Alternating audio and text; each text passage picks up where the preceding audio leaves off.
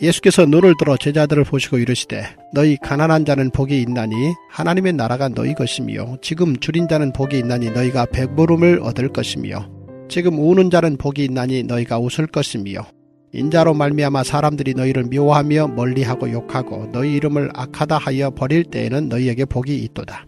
그날에 기뻐하고 뛰놀라 하늘에서 너희 상이 큼이라. 그들의 조상들이 선지자들에게 이와 같이 하였느니라.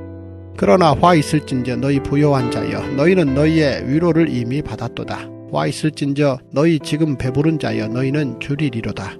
화 있을진저 너희 지금 웃는 자여 너희가 애통하며 울리로다. 모든 사람이 너희를 칭찬하면 화가 있도다. 그들의 조상들이 거짓 선지자들에게 이와 같이 하였느니라. 기도하겠습니다. 주님, 참 하나님 나라가 비밀이 있습니다. 하나님을 따른다는 것이 누군가에게는 어려운 일인데 또 하나님을 따른다는 것이 누군가에게는 당연한 일입니다. 하나님, 왜 누군가에게는 하나님을 따른다는 것이 근심이 되고 또 분이 나는 일이고 어려운 일이지만 또 누군가에게는 왜 주님을 따른다는 것이 즐거움이 되고 기쁨이 되는 것입니까?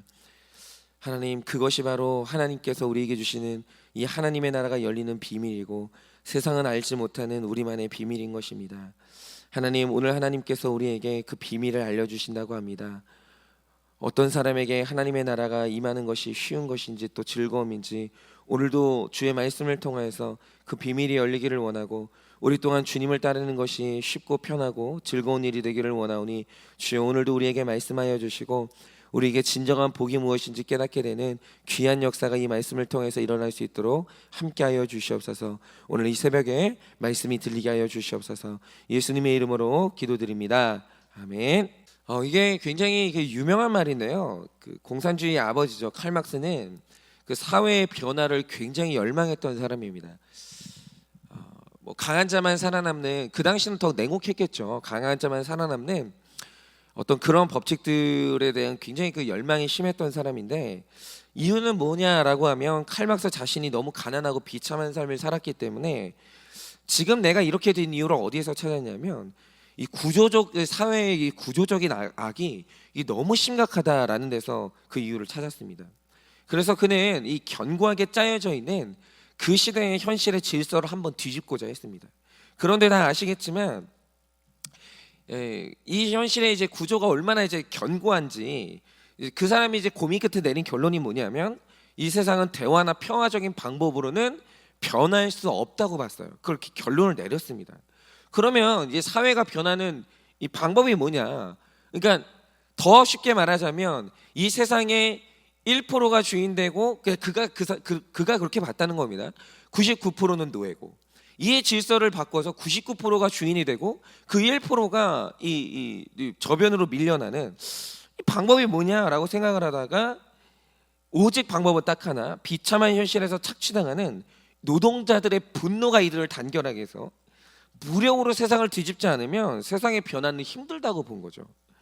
그래서 사회를 뒤집는 뜨거운 에너지, 긍정적인 에너지를 그는 분노라고 봤고 그 분노를 일으키려고 굉장히 애를 썼습니다. 그런데 이 분노를 일으켜서 세상을 한번 뒤집어야 되겠는데 그 과정에서 나를 막아서는 결정적인 걸림돌이 있는 거예요. 그게 뭐였냐면 그게 종교였습니다.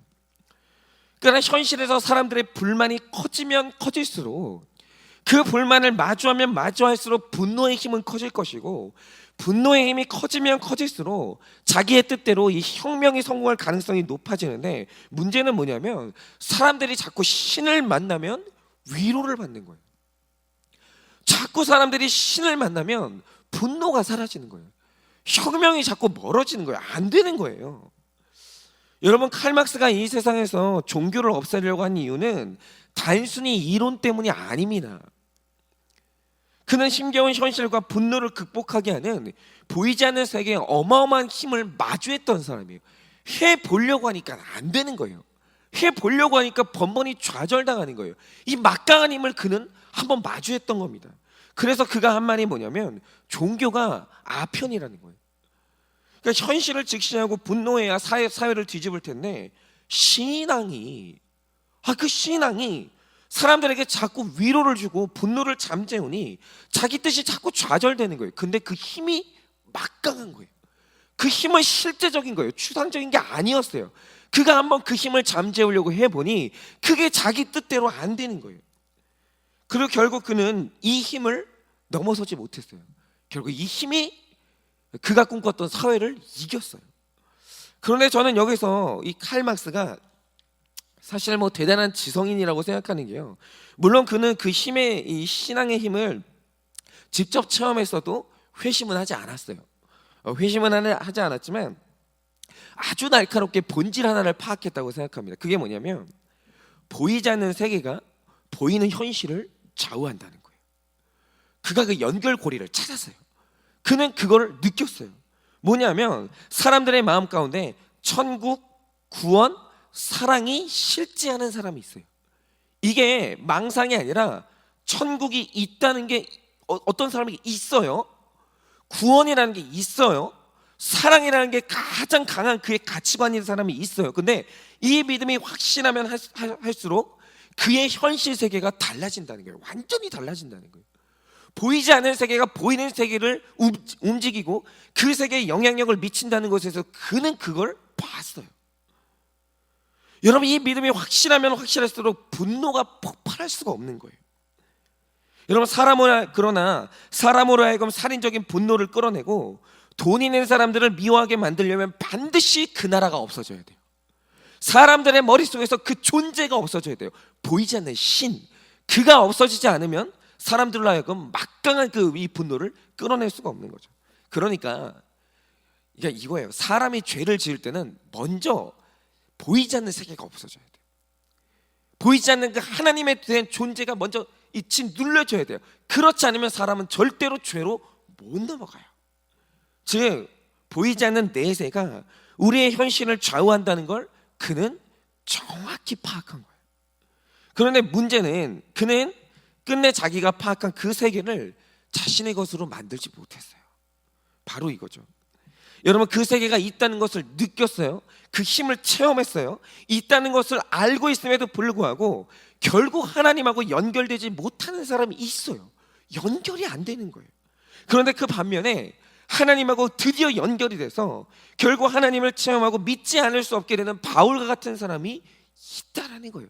여러분, 그도 지성인이었습니다. 그는 분노가 어마어마한 사람이었어요. 아니요, 그는 살기가 충천한 사람이었습니다. 그런데 그가 하나님하고 연결됐어요.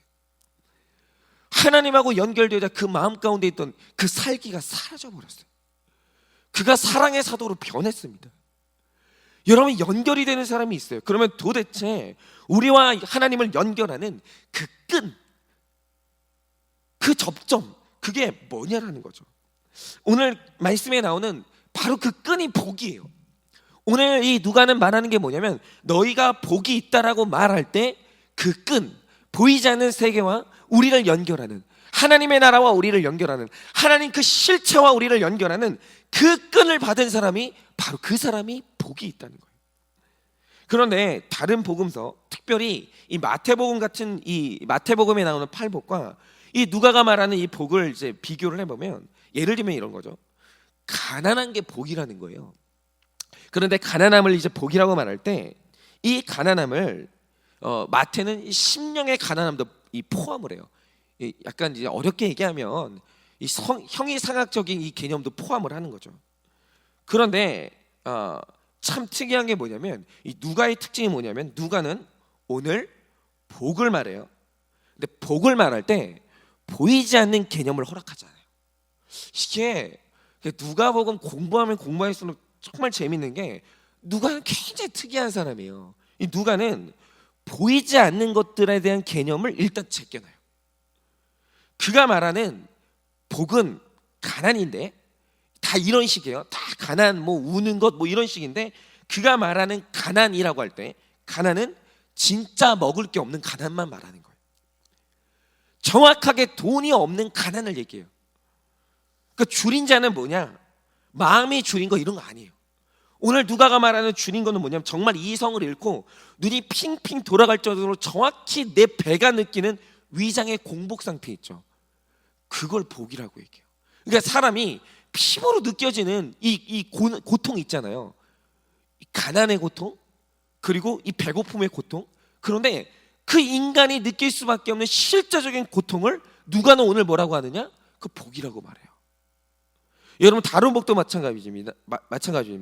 그가 말하는 이 복은 우리의 피부와 손발이 느끼는 고통들을 모조리 끌어모아가지고 그가 말하는 게 뭐냐면 그게 복이야.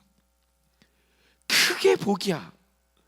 그러면 도대체 이게 왜 복이냐라고 하면 인간이 고통 중에 느끼는 실제적인 고통 중에 느끼는 이 결핍은 아주 강력한 갈망을 일으켜요. 그런데 이 갈망이라는 감정이 굉장히 신비한 게 뭐냐면 이 갈망이 자꾸 우리와 실체를 연결시켜요. 쉽게 말해서 제가 주유소에서 이제 기름을 넣으면 주유소에서 제일 흔하게 주는 서비스가 뭔지 아십니까? 그 물입니다. 그런데 제가 요즘에는 이 주는 물을 안 받아요. 왜냐하면 그걸 줘도 안 마셔요. 이 마시는 일이 없는데 이게 또 이제 쌓이다 보면 은근히 부피를 차지하거든요. 그래서 요즘에는 그냥 안 받아요. 여러분 바로 이거죠. 결핍이 없으면 갈망이 없고 갈망이 없으면 나에게 꼭 필요한 실체와 내가 끊어져요. 이상하죠? 끊어져요. 그런데 실제로 제 안에 수분이 부족해지면 내가 그토록 사모하는 것에 대한 나에게 그토록 필요한 이 물에 대한 이 갈망이 생기는 거예요. 그러면 그 갈망이 저를 물에게로 인도해요. 그리고 제가 물을 실제로 마시게 만드는 거예요. 여러분 심지어 동물이 어떻습니까? 동물은 순수하게 본능만으로 움직이기 때문에 인간처럼 체면 때문에 배고픔을 못 참아요. 동물이라는 존재는 굉장히 음식을 갈망해요. 생존에 너무 필요하기 때문에. 동물은 먹는 게 인생의 목적입니다. 그런데 인생의 목적이 먹는 것인데 그런 동물이라고 해도 배부른 사자는 절대 사냥하지 않아요. 이상하지 않습니까? 배부른 사자는 절대로 사냥을 하지 않아요. 배가 부르는 순간 내 옆에 토끼라는 음식이 있어도 내가 갈망하던 그것이 배부른 순간 나와 그것의 연결을 끊어버려요. 그렇게 사모하던 것인데 그것 때문에 눈이 돌아갔었는데 배가 부르는 순간 갈망이 사라지는 순간 실체와 내가 끊어져 버려요. 쳐다도 안 봅니다. 열정이 안 일어나는 걸 그걸 내 의지의 문제가 아니에요. 끊어져 버리는 거예요. 뭐죠? 배부름은 갈망에 사라지면 나와 실체를 끊어버려요. 나에게 그토록 필요한 것, 내가 그토록 사모하던 것과 내 사이를 끊어버리는 거예요. 그런데 사자가 언제 토끼 한 마리를 잡겠다고 최선을 다합니까? 배가 고프면 그 고통이 갈망을 유발해요. 그런데 갈망이 일어나면 드디어 토끼와 내가 연결이 돼요. 내게 필요한 바로 그것, 내게 구원을 주는 그것과 내가 연결이 되면서 있는 힘껏 토끼를 붙잡게 되는 거예요. 여러분 오늘 누가는 바로 이 실제적인 결핍이 만드는 이 갈망에 주목하는 거예요. 여러분 제가 누가복음 큐티 초반에 말씀드렸듯이 1세기 유대 사회가 메시아의 등장에 대한 열망이 아주 뜨거웠어요. 정말 뜨거웠습니다. 그리고 아시겠지만 이 누가 조금이라도 좋은 메시지를 전하잖아요. 그럼 이게 성경에 나와 있어요. 조금이라도 어떤 메시지를 전하거나 작은 기적이라도 보여주면 사람들이 하는 생각이 뭐냐면 저 사람이 메시아인가? 저 사람이 메시아인가? 그래서 이 다른 이제 외적인 성경 말고 다른 외적인 역사적 문헌을 보면 그 당시에 메시아라고 자처하고 사람들이 메시아라고 믿었던 사람의 수가 급증해요. 사람들이 이상하게 메시아를 열망하는 거예요. 그러면 왜 1세기 유대 사회가 유독 메시아를 향한 갈망이 뜨거웠을까라고 하면 정말 간단해요. 이유가 뭐냐면 진짜 가난했어요. 정말 지독하게 가난했어요. 그런데 여러분 이게 우연이 아닌 게 여러분 우리 사회가 전쟁이 터졌을 때 6.25 시대 전쟁이 터지고 전쟁 직후에 정말 가난했을 때 여러분 그때 세기말적 분위기가 굉장히 강했어요. 그때 자칭 메시아가 급증을 했고 종교적인 분위기가 이 종말론이 사회를 뒤덮었어요. 이거 우연이 아닌 거예요. 여러분 이 당시에 내위에 로마라는 악한 통치자가 있으니까 어떤 일이 일어났냐? 한 해 아무리 열심히 농사를 해도 농사한 수확물을 거두는 순간 그 중에 3분의 2는 그냥 갈취를 해가는 거예요. 독재자가. 그러면 나머지 3분의 1을 가지고 살기 위해도 이제 빠듯한데 남은 3분의 1은 그 땅의 악한 동족들 있죠. 제사장, 세리, 그 땅의 주인 군인들이 또 갈취를 해가는 거예요. 그러니까 이 극심한 가난이 어떻게 표현됐냐? 여러분, 오병이어가 그냥 일어난 사건이 아닙니다. 그들이 한 번은 예수님의 설교를 듣는데 밥대가 됐어요. 그래 전부 허기가 지잖아요. 근데 그때 드러난 현실이 뭐냐?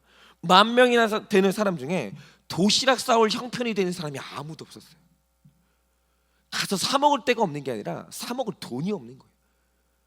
그래서 그 당시 제자가 한 말이 그거 아닙니까? 돈이 없습니다. 아니, 이 많은 사람들을 뭘로 먹입니까? 돈이 없습니다. 세상에 이 도시락 싸올 사람이 아무도 없는 거예요. 그런데 예수님이 그걸 보고 굉장히 마음 아파하셨어요. 여러분, 실제로 가난했어요. 1세기 유대 사회는 실제로 가난했어요. 너희 가난한 자들이라고 할 때 유대 민족 전체를 얘기하는 거예요. 그 1%의 그 부유한 사람들 빼고. 그런데 문제는 뭐냐면 그 가난을 초래하는 로마가 망할 기미가 안 보이는 거예요. 아예. 그럼 이 방법은 뭐냐? 자력 구원이 안 되니 메시아가 없으면 방법이 없는 거예요. 자꾸 메시아하고 나하고 연결시켜 버리는 거예요. 그 결핍이. 이상하게도 그 가난이 하나님 나라를 향한 갈망을 일으켰고, 그 갈망이 자꾸 천국과 백성을, 예수님과 백성을 연결하는 거예요. 자꾸 예수님을 끌어당기는 거예요. 그 갈망이. 예수님이 그 시대에 온 건 그 타이밍의 문제가 아니에요. 열망이 가장 뜨거웠던 때라는 거죠. 여러분, 그런데 그 당시에 실제로 배고프지 않았던 군인들, 바리새인, 서기관, 제사장, 사두개인들이 어땠습니까? 배가 안 고파요. 실제로 정말 배가 안 고파요. 그러니까 몸이 따뜻해요. 실제로 몸이 편해요. 정말 실제로 몸이 편한 거예요. 울 일이 없어요. 로마가 우리 땅을 지배하는 한 우리는 웃을 일밖에 없었던 1% 특권층이니까 눈앞에 예수님이 왔는데 예수와 내가 끊어져 버린 거예요. 안 보여요. 이상하죠. 배고픈 사람 눈에는 보여요. 저 예수가 메시아인 게. 그런데 배가 안 고픈 사람 눈에는 안 보여요. 그 예수와 내가 죽었다 깨어나도 연결이 안 되는 거예요. 연결이. 실제적 고통이 없는 사람은, 그 갈망이 없는 사람은, 아니, 오시는 예수님을 죽이면서 자기 스스로가 그 연결을 끊어버리는 거예요. 그래서 오늘 말씀을 보면 20절에서 23절까지는 복이 있는 사람들이에요. 그런데 그 복이 뭡니까? 가난이 갈망을 일으키고, 그 갈망 때문에 천국과 하늘의 상이 연결되는 사람들, 그걸 갈망하고 연결되는 사람들. 그런데 24절부터 26절의 사람들은 화 있는 사람들이에요. 그럼 이들에게 돈이 없어서 화가 아니에요. 행복이 없어서 화가 임한 게 아니에요. 갈망이 없으니까 화가 일어난 거예요. 갈망이 없는 거예요. 천국과 연결이 끊어져서 화가 임하는 겁니다. 여러분, 이거는 실제적인 간증이 있을 수밖에 없는데, 제가 어제 이 말씀을 준비하다가 되게 우연히 이제 한 개그우먼의 이제 간증을 듣는데, 이분은 모태신앙인이 아니에요. 다 큰 성인이 돼가지고 예수님을 굉장히 뜨겁게 영접한 분인데, 이게 어쩌다가 예수님을 영접하게 됐냐라고 하면, 우리가 이게 눈으로 보는 개그맨들이 다 잘 놀고 재치 있고 그렇게 밝을 수가 없잖아요. 그런데 이 나중에 들어보니까 이분들 현실이 피가 말라요. 피가. 난 진짜 연예인들 불쌍해요. 너무 힘드실 것 같아요. 피가 마르는 거예요. 그 경쟁이 너무 치열하고, 거기다가 개그맨 사회가 군기가 세서 막내 그룹의 사람들은 가장 밑바닥에 하찮은 일들을 해야 되는 거예요. 그래서 이제 혼도 많이 나고. 그런데 하루는 이 개그우먼이 안 좋은 일이 다 겹친 거예요. 막내라서 힘든 일은 다 맡아야 되는데 아이디어를 아무리 내도 계속 재미없다고 하면서 제작진에게 거절을 당하는 거예요, 자꾸. 그런데 이게 거절당하는 횟수가 계속 커지면 퇴출당한답니다. 그런데 거기다가 이제 무대에 못 서니까, 거절당하는 것도 서러운데 무대에 못 서니까 돈이 없는 거예요. 수입이 없는 거예요. 가난한 거죠, 진짜로. 그래서 한 번은 너무 견디기가 힘들어가지고 혼자 울 데가 없으니까 화장실을 들어가가지고 혼자 울고 있는데, 갑자기 누가 자기를 이제 뒤따라오더니 내가 어디인지 화장실 이렇게 문 칸막이를 계속 이렇게 두들기더라는 거예요. 그래서 선배인가? 나 또 혼나나? 완전히 두려움에 사로잡혀 있는데, 갑자기 들어온 게 누구냐면 개그우먼 동기가 들어온 거예요. 그런데 이 동기가 이 모태신앙이라서 굉장히 신실했대요. 그런데 딱 열어 제꼈는데 자기 동기가 울고 있는 거예요. 변기에 앉아가지고. 그러니까 갑자기 그 개구어머니 이 친구가 자기 앞에서 무릎을 꿇더니 기도를 하는데 나를 위로해 주는 게 아니라 그 기도 중에 자꾸 하나님하고 자기를 연결하다라는 거예요. 하나님 아시죠? 하나님 지금 이 친구가 얼마나 힘들지 아시죠? 하나님 이 친구가 지금 혼자서 이렇게 칸막이에 와서 울 수밖에 없는 이 마음을 하나님 아시죠? 라고 하면서 자꾸 자기랑 하나님을 연결시키더라는 거예요. 그런데 만약에 이런 상황이 아니라 내가 이제 처음에 만약에 이제 개콘에 합격했던 좋았던 때 그 상황에서 이 교회를 한 번도 안 나갔던 나에게 어떤 사람이 무릎 꿇고 이런 식으로 기도를 해주면 굉장히 민망했을 거라는 거죠. 그런데 이상한 게 그날은 기도를 받는데 그게 그렇게 고맙더라는 거예요. 그게 그렇게 고맙더라는 거예요. 누군가 있다라고 하면 그 사람과 나를 연결해주고 그를 위해서 그를 향해서 내 사정을 말해주는 게 그렇게 이게 고맙더래요. 그래서 이분이 더 위로를 받고 싶어가지고 이제 교회를 나간 거예요. 그런데 이분이 놀랍게도 교회를 나간 지 한 달도 안 돼서 새벽 예배를 다니기 시작했대요. 왠지 아십니까? 그게 믿음이 좋아서가 아니라 주일날 교회를 가면 정말 좋았대요. 그러니까 거기를 가면 교회가 해주는 밥이 너무 맛있고 그러니까 그날은 웃을 수 있는 거예요. 아무도 긴장시키는 사람이 없으니까. 그러니까 교회를 가면 너무 좋은데 교회가 끝나고 월요일이 되면 또 지옥이 시작되는 거예요. 또. 그래서 하루는 월요일날 너무 힘들어가지고 새벽 4시까지 잠을 못 자고 우는데 어디에서 무슨 소리가 들리는 거예요. 근데 교회 가기 전까지는 그게 이상한 소리를 들렸는데 교회를 가보니까 그게 기도 소리인 줄 처음 알았다는 거예요. 교회를 가고 나니까 그게 찬송가인 줄 처음 안 거예요. 그래서 그래 내가 이 시간까지 잠 못 자고 그냥 울 거 교회 가서 울자. 그러면서 나가게 된 게 새벽 예배였다는 거예요. 너무 힘드니까 울 일밖에 없으니까 나가게 되는 게 새벽 예배를 나가게 되는 거예요. 근데 그러다가 새벽 예배 때 예수님을 만나고 천국이 자기게 된 거예요. 실제로 그 나라가 온 거예요. 실제로. 그러니까 오늘 말씀에서 진짜 실제 가난하고 배고프고 울 일밖에 없고 사람들에게 욕을 먹는 이 상황이 나에게 일어났는데 이게 하나님의 나라를 끌어당겼어요. 이게 하나님의 나라와 나를 만나게 했어요. 그가 하나님을 만나게 된 거예요. 정말 메시아를 갈망하게 된 거예요. 그래서 그는 나중에 말한 게 뭐냐면 이게 나의 복이었다고 간증을 하는 거예요. 실제로 일어났었던 일이에요. 여러분 이것들이 만들어낸 이 고통이 만들어낸 갈망이 나로 하여금 예수님과 천국을 쫓는 게 너무 쉽게 만들었어요. 너무 쉽게. 문턱이 없어요. 너무 힘드니까 교회 문턱 넘는 게 그냥 쉬운 거예요. 그리고 그 문턱을 넘어서니까 그 나라가 내 것이 되는 거예요. 그런데 이때 똑같은 때 화장실이 아니라 무대에서 박수 받으면서 웃는 사람이 교회 갈 시간이 어디 있어요? 벌 받는 사람이 아니라 벌 세우는 사람이 새벽 예배 갈 일이 뭐가 있겠어요? 솔직히 말해서 갈망이 없는 거예요. 갈망이 없으니 연결이 될 리가 있나? 끊어지는 거예요. 그러다가 점점 천국을 잃고 화가 임하는 겁니다. 그래서 오늘 누가는 정확히 말합니다. 결핍은 오늘 여러분의 삶 가운데 온 결핍은 갈망을 만들어낸다는 거예요. 그런데 갈망은 우리가 그토록 눈에 보이지 않던 그 실체를 보게 만들고 그 실체와 나를 연결하고 그 실체를 내 곳으로 끌어당기게 만든다는 거예요. 여러분 지금 가난에 이 고통이 왔습니까? 여러분 정말 실제로 배가 고픕니까? 누가 나를 욕하고 있습니까? 실제로.